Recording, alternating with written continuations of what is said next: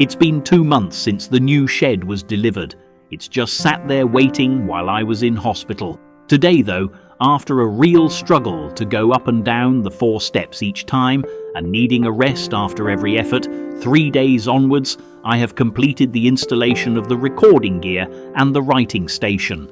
Followers and friends may remember that a while back I said that my old age bucket list included 1 shed, not hugely dissimilar to the Swiss chalet that Charles Dickens adored, and in fact, where he created his sadly unfinished novel, The Mystery of Edwin Drood.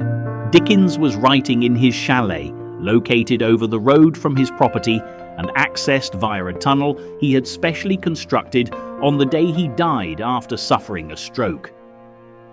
I can think of worse places to fall off my perch, mid-sentence or mid-tune. So, accompanied by 3 heavy-breathing hot Labradors, I installed all the cables with ties this afternoon, aware that I was likely wiring my last studio setup of this life. I did a very patient and tidy job. Here's the final pics to show you where I'm going to be working on music and quillcraft for the foreseeable future. It's about 200 meters from the main studio, which is a short exercise walk or a quad ride, depending on my oxygen level. Welcome to what some would call a man cave.